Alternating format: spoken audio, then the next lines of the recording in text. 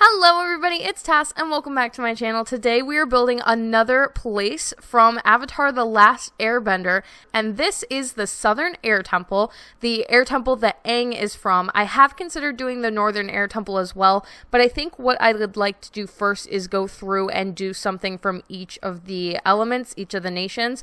So I believe the next one is probably going to be from the Earth Kingdom. I'm thinking about doing some kind of Boss and Say build. Not sure how well that's going to translate over because Boss and Say is absolutely gigantic and I want it to look correct, so I will try and see what I can do or see what I want to do for that, and then I'll probably do something from the Fire Nation. If you missed it already, I did do something from the Water Tribe, the Southern Water Tribe village, and it will be linked at the end of this video. I want to thank you guys so much for all of the love that I have gotten on Twitter and over here for the views and just like the support I've gotten from this new series. A lot of people really liked it and retweeted it and gave me compliments on it, and I just wanted to say thank you so much because I'm working really hard on this series and it's causing a lack of videos on my channel, which makes me very anxious because I am like a daily uploader for most things, and this is something that I just cannot daily upload on because I put so much time and effort into these and hours of work, and there's just not enough hours in the day for me to be able to do something like this, and with other things that are going on in my life as well, obviously, and like balancing everything. This one was one that it was like a huge challenge because I ended up just like layering a lot of rocks, and I had to work with levels a lot in this build. You can see here that I started by surrounding it with water, but I didn't feel like it looked high enough up off the ground because obviously, since it is the Southern Air Temple, I believe that in the show they said you can only get there by sky bison. So I wanted it to look as high off of the ground as I possibly could, and later I got rid of the water and actually cut down into the ground and then added the water, and that helped me get a little bit more levels going. But unfortunately with something like this is really one of those cases where it would be so nice if we could do 8 levels. I believe that's what you could do in The Sims 3. Correct me if I'm wrong, because I probably am, but I do know you could do more than 4, and this was a build where I really truly needed more than 4, and I wasn't happy at the beginning of it with how it was looking. I thought that it looked a little bit too wide and not tall enough, so there's actually going to be a cut about halfway through the video where I broke away and was like doing it on my own, basically. Like I stopped filming because I was looking at the build, I wasn't happy, and I wanted to fix it, and I ended up moving all of the rocks in a lot so that it looked a lot taller, but that made it so that I had to take away the walls and then I couldn't bring stuff up as high. It was very complicated and it took me literally all day. Of course, it's one of those situations where I sit down and I'm like, oh, okay, I'm dedicating 4 hours to do this build.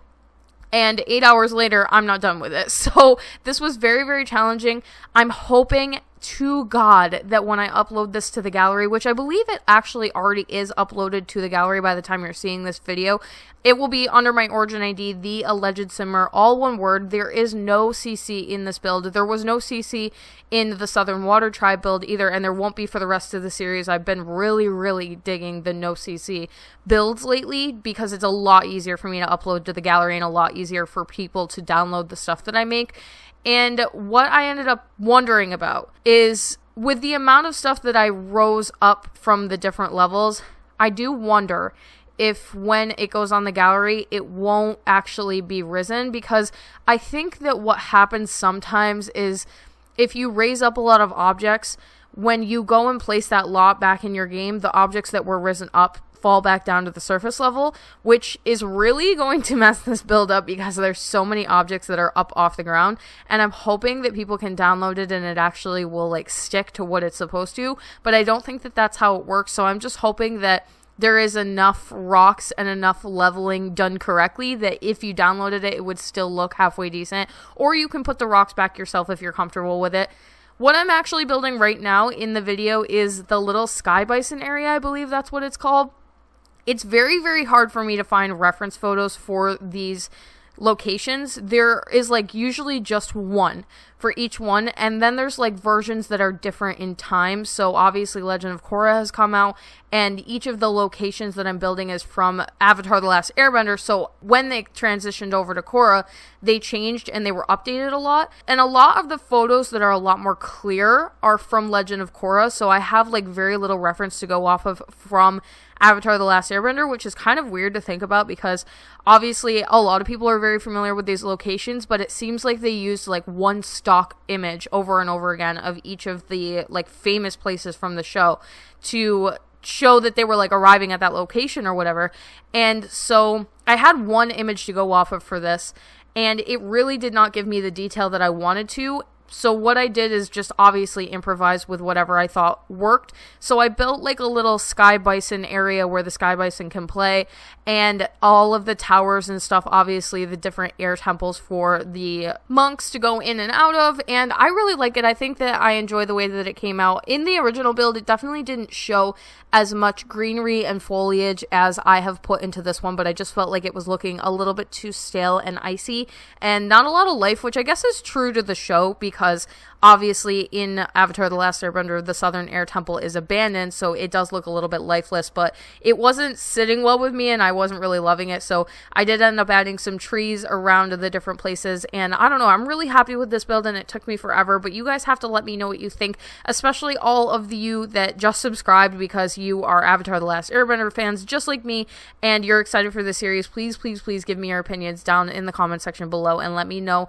if you think that I did it justice or not. And also let me know if you're excited for another build. I'm not sure, like I said, what I want to do from the Earth Kingdom, but it will most likely be Boss Sensei or something in that realm. For the Fire Nation, I'm thinking that I'm just going to do the Fire Nation Kingdom, like the actual palace. I think that that would be like really, really cool, and I want to do it in autumn and do lots of like autumn foliage and really like play with the oranges and reds. I'm very, very excited and happy that we have seasons. That is literally the reason why I waited to do this series for so long, because I have been sitting on this for months. And then I was like, we're getting seasons. I need to wait because all of the colors and the different seasons are obviously going to play really, really well into these builds.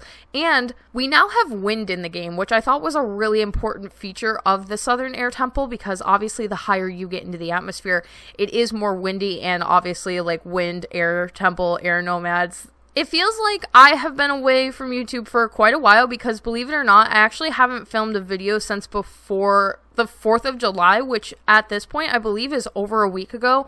I was really, really ahead in my videos, and I tried to be so that I could get really deep into this series and hopefully not have a huge gap of time where I'm not uploading on my channel. But of course that doesn't always work out, and it has been like even a couple of days now that I've uploaded.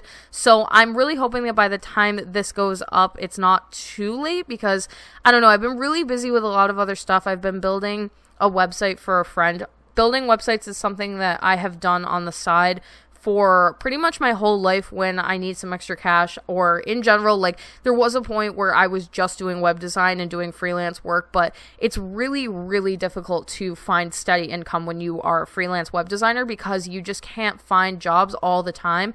And a lot of times what I've found is that people don't truly understand how much websites cost to build. And a lot of times I've been asked to build websites, and then once I give people quotes, they are a little bit standoffish about how much they cost.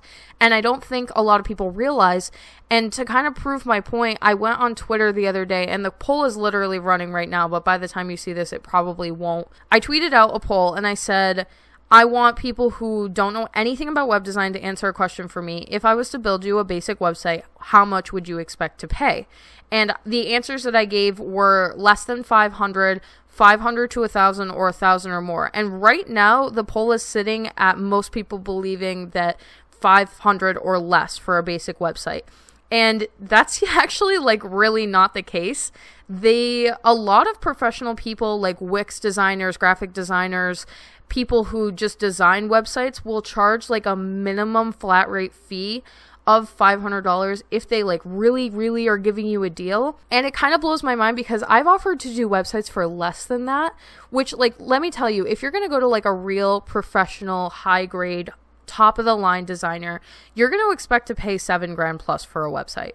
But a lot of people don't want to pay that, which is why it's easier for people like me who are a little bit more like middle class, not as experienced, not necessarily considered in the professional bracket to find work, because I'm willing to do cheap websites for about $500. Not cheap in the way that they look, because I put a lot of quality and effort into my work. And if I put my name on something, I want it to look amazing, obviously, because I want other people to also want me to do websites for them.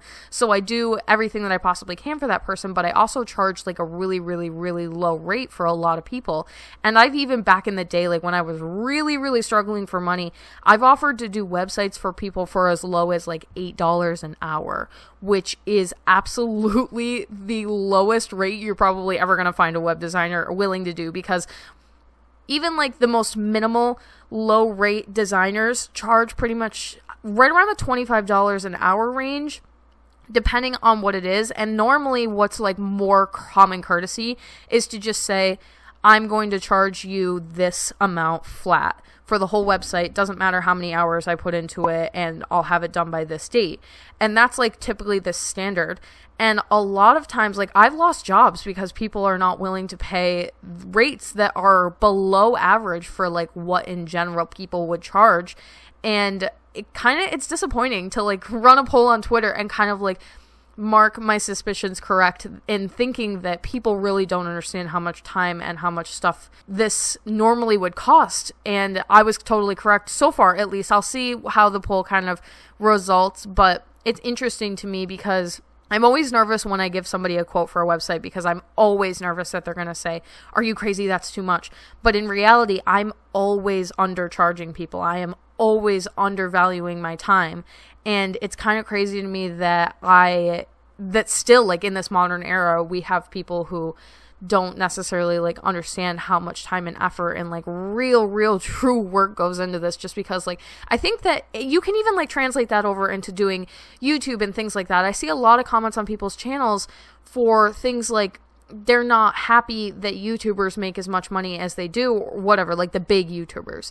And to me, it's like any other job. It really is. And I think that it's really, really disrespectful to like undervalue people's time and say that so-and-so doing a video isn't worth a blank amount of money, or your website isn't worth blank amount of money, because it's really like, just because you do social media working, online working, or working from home does not mean that you shouldn't be paid like a good rate, in my opinion. And it's kind of interesting to me that people like still think that. Not that that's what I was getting out of the poll, just that people like don't necessarily understand how much time goes into it. So I've been really, really busy with that, but I hope that in the meantime, while I've been getting this build done, that you guys have been enjoying the 2 little videos that I have out. Again, this will be available on the gallery for download under my origin ID, theallegedsimmer, all one word.